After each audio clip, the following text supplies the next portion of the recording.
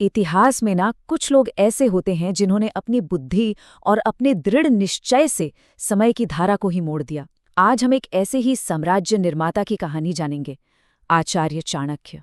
तो चलिए इस कहानी की शुरुआत एक सीधे से सवाल से करते हैं। क्या वाकई किसी एक व्यक्ति का अपमान इतिहास की सबसे बड़ी ताकतों में से एक को जन्म दे सकता है?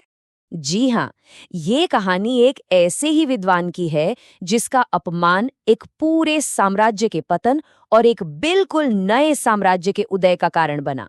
तो सवाल ये उठता है कि आखिर कौन थे ये असाधारण गुरु? मतलब एक साम्राज्य बनाने से पहले वो क्या थे जिसने उन्हें इतना शक्तिशाली बनाया? तो ये हैं आचार्य चाणक्य। करीब 350 ईसा पूर्व जन्मे इस व्यक्ति को कौटिल्य और विष्णुगुप्त के नाम से भी जाना जाता है। पर वो सिर्फ एक नाम नहीं थे, वो अपने आप में एक पूरी संस्था थे। सोचिए, एक ही इंसान के अंदर एक शिक्षक, एक दार्शनिक, एक अर्थशास्त्री और एक शाही सलाहकार, सब कुछ। उनका जन्म ज्ञान के सबसे बड़े केंद्र तक्षशिला में हुआ था, एक विद्वान चाणक्य के घर। लेकिन उन्होंने सिर्फ किताबी ज्ञान ही नहीं लिया, बल्कि अपनी आंखों से नंद वंश का क्रूर और अन्यायी शासन भी देखा। और जब उसी अत्याचार ने उनके पिता की जान ले ली, तो उनके मन में प्रतिशोध की एक ऐसी ज्वाला जली जिसने उनके जीवन का लक्ष्य ही तय कर दिया। अपने इसी लक्ष्य को पूरा करने के लिए उन्होंने तक्षशिला में राजनीति, अर्थशास्त्र और युद्ध नीति में महारत हासिल की। और अब कहानी उस मोड़ पर आती है जहां एक अपमान ने एक ऐसे संकल्प को जन्म दिया जो कभी टूट नहीं सकता था। तो चाणक्य के इस संकल्प के सामने कौन खड़ा था? मगध का शक्तिशाली राजा धनानंद। वो सिर्फ एक शासक नहीं था, बल्कि अहंकार, क्रूरता और अन्याय का जीता जागता प्रतीक था, जिसने अपनी प्रजा को बिल्कुल त्रस्त कर रखा था। एक विद्वान के तौर पर चाणक्य ने सोचा कि वो धनानंद के दरबार में जाकर उसे नीति और न्याय का पाठ पढ़ाएंगे। लेकिन सत्ता के नशे में चूर राजा को ज्ञान की बात कहाँ समझ आती है। सलाह के बदले उन्हें मिला सरेआम अपमान और उन्हें दरबार से बाहर धकेल दिया गया। उसी अपमान की आग में तपकर चाणक्य ने वो शपथ ली जिसने इतिहास की दिशा ही बदल दी। मैं तब तक अपनी शिखा नहीं बांधूंगा जब तक इस नंद वंश का समूल नाश न कर दूं। ये सिर्फ एक गुस्से में कही गई बात नहीं थी, ये एक नए युग का ऐलान था।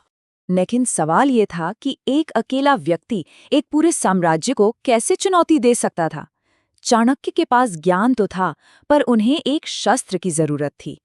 और यहीं से शुरू हुई एक सम्राट को बनाने की कहानी। और फिर एक साधारण से गांव में घूमते हुए चाणक्य की पारखी नजरों ने उस चिंगारी को पहचान लिया जो भविष्य में एक आग बनने वाली थी। वो था एक बालक, चंद्रगुप्त मौर्य। उसमें उन्हें वो सब कुछ दिखा जो एक सम्राट में होना चाहिए। चाणक्य ने उस हीरे को पहचान तो लिया था, अब उसे तराशने का समय था।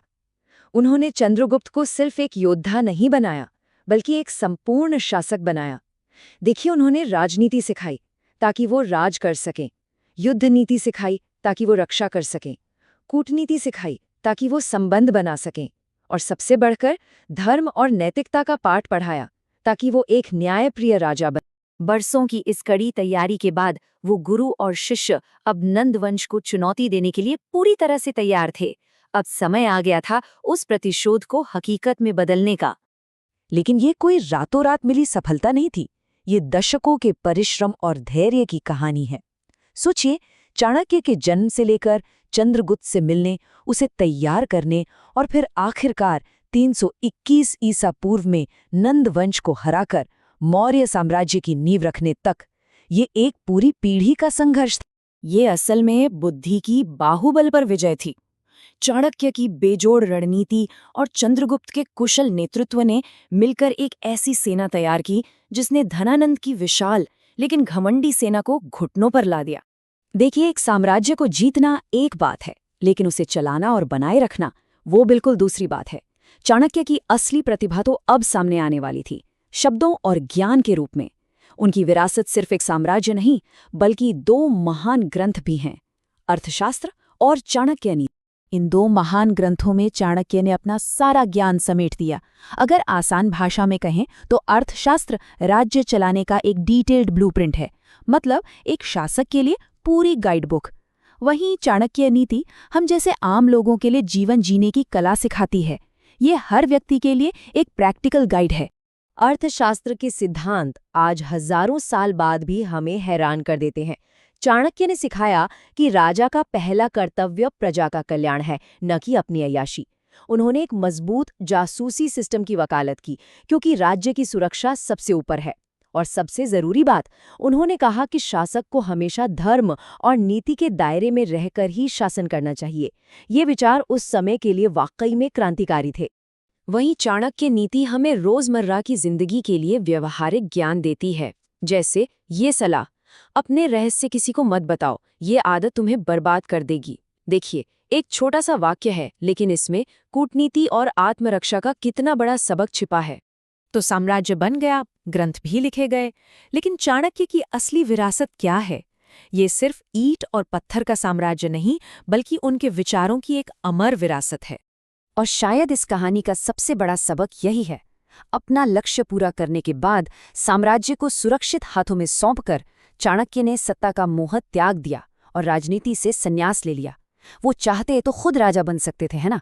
लेकिन उन्होंने साबित किया कि वो किंग नहीं, बल्कि असली किंग मेकर थे। आज भी उन्हें इतिहास के महानतम राजनीतिक गुरुओं और रणनीतिकारों में गिना जाता है। वो एक ऐसे विचारक थे जिन्होंने न सिर्फ एक बिखरे हुए देश को एक साम्राज्य के रूप में जोड़ा, बल्कि शासन करने के ऐसे सिद्धांत दिए जो आज भी दुनिया भर में पढ़े और पढ़ाए जाते हैं। चाणक्य की कहानी हमें दिखाती है कि कैसे ज्ञान और संकल्प से कुछ भी हासिल किया जा सकता है।